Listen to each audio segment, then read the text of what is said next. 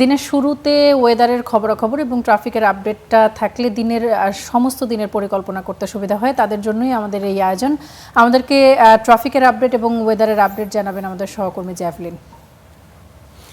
ধন্যবাদ তামান্না এবং ফারদিন।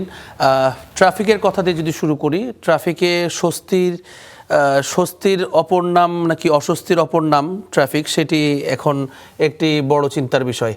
এই মুহূর্তে যদি আমরা বলি যে এই ঢাকাতে যারা ভেতরে চলাচল করছেন, সবচাইতে বেশি সময় নিয়ে হাতে বের হতে হবে যারা মহাখালী হয়ে ঢাকা শহরের ভেতরে বিভিন্ন জায়গায় ঢুকছেন। কেননা মহাখালীর পুরো সড়কটি একেবারে লালনা ঠিক এটি হয়ে আছে এখন খয়েরি কালার, অর্থাৎ মানে স্টাক হয়ে আছে।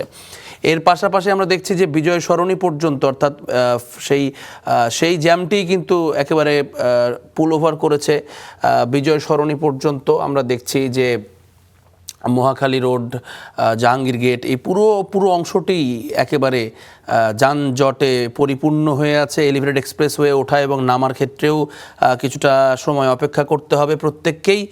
এছাড়া জানি রাখি কারণ বাজারের যেই ফার্মগেটে হালকা কিছুটা সিগনালে পড়তে হবে, কারণ বাজার এসেও কিছুটা সিগনালে কিছুটা সময় ব্যয় করতে হবে, 5 থেকে 10 মিনিট পর্যন্ত। এছাড়া যে শাহবাগের যে অংশটি, সেই শাহবাগের অংশটিতেও কিছুটা চাপ রয়েছে, তবে খুব বেশি যানজট সেখানে এখনও তৈরি হয়নি।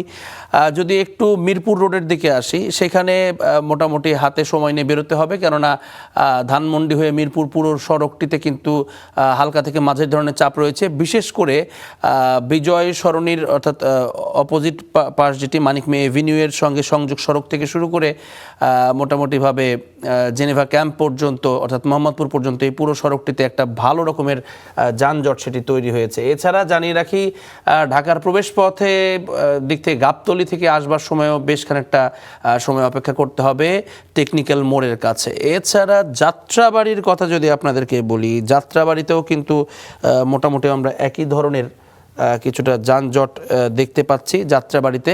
সেখানেও মোটামুটি সবগুলো রাস্তা থেকেই, শাখা রোডগুলো যেগুলো রয়েছে সবগুলো থেকেই মোটামুটি যানবাহনের চাপ সেখানে দেখা যাচ্ছে। পুরান ঢাকার ভেতরের যে খবর, সেটি তো এটি আসলে নতুন করে বলার কিছু নেই, এটি সবসময় যেই এক ধরনের জ্যাম থাকে সেটি অব্যাহতই আছে। এছাড়া ডিআইটি রোড যেটি রয়েছে বাড্ডা হয়ে একেবারে এয়ারপোর্ট পর্যন্ত, সেখানেও মোটামুটি কিছু দূর পরে গিয়েই অপেক্ষা করতে হবে এবং হাতে সময় নিয়ে বেরোতে হবে। আসলে সব কিছু মিলিয়ে এই মুহূর্তে যে ট্রাফিক আপডেট আমরা দেখছি, তাতে করে অফিসগামী যারা আছেন আজকে কিছুটা ভোগান্তি পোহাতে হতে পারে। সপ্তাহের শেষ দিন, সেটিও মাথায় রাখতে হবে। কাল শুক্রবার, সুতরাং সেই ছুটির আগে কিন্তু মানুষজন অনেকেই বেরোবেন, চাপ রয়েছে।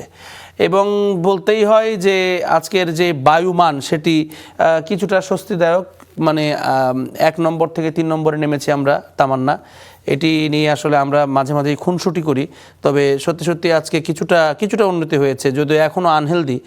তবে 1 নম্বরে রয়েছে আজকে দিল্লি ভারতের, এবং 2 নম্বরে রয়েছে লাহোর পাকিস্তানের, 3 নম্বরে রয়েছে আমরা ঢাকা, এবং 4-এ বেইজিং চায়নার, এবং 5 নম্বরে রয়েছে নেপালের কাঠমান্ডু।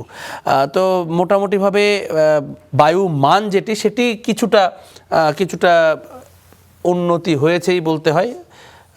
আর এর পাশাপাশি আজকের যে আবহাওয়া, সেটি কিন্তু অত্যন্ত স্বস্তিদায়ক।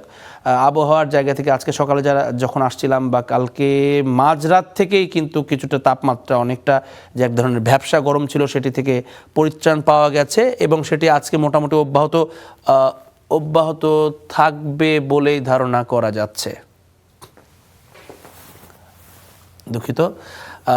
এই ওয়েদারে আমরা এখন যেটি দেখছিলাম, এই মুহূর্তে 26 ডিগ্রি সেলসিয়াস তাপমাত্রা, যদিও এটি ফিলস লাইক দেখাচ্ছে, অর্থাৎ অনুভূত হচ্ছে 30 ডিগ্রি সেলসিয়াস। তবে বাতাস রয়েছে মোটামুটিভাবে সাউথ ইস্ট থেকে 16 কিলোমিটার বেগে বাতাস, এবং দমকা বাতাস 27 কিলোমিটার পর্যন্ত সেটি আসবে। তবে বেলা বাড়ার সঙ্গে সঙ্গে আজকে আমরা যেটি দেখছি যে একটি ঝড়ের পূর্বাভাস রয়েছে, যদিও বিগত 2 দিন থেকে এই ঝড়ের পূর্বাভাসটি বলা হচ্ছে বিভিন্ন স্যাটেলাইট থেকে, তবে সেটি এখনও পর্যন্ত দেখা যাচ্ছে না, এবং যত দেরি হচ্ছে বা দিন গড়াচ্ছে তত কিন্তু এই ঝড়ের পূর্বাভাস বাস্তবায়ন হওয়ার সম্ভাবনাও বাড়ছে। আজকে যেটি দেখাচ্ছে যে 57% সম্ভাবনা রয়েছে বৃষ্টি হবার দুপুর 2টার পর থেকে, এবং সেটি মোটামুটি 66 বৃষ্টি অর্থাৎ একটু বৃষ্টি আজকে হওয়ার সম্ভাবনা বেশ ভালোভাবেই রয়েছে। এছাড়া বাতাস সেটি সারাদিনই কিন্তু মোটামুটি চলবে এবং সন্ধ্যার পর থেকে বাতাসটি আরও বেগবান হবে এবং মেঘাচ্ছন্ন থাকবে এবং রাতের দিকে আরও একটি সম্ভাবনা রয়েছে থান্ডারস্টর্ম অর্থাৎ বজ্রসহ বৃষ্টিপাতের। তো মোটামুটিভাবে আজকের যে আবহাওয়া সেটি কিছুটা স্বস্তিদায়ক হয়তো হবে।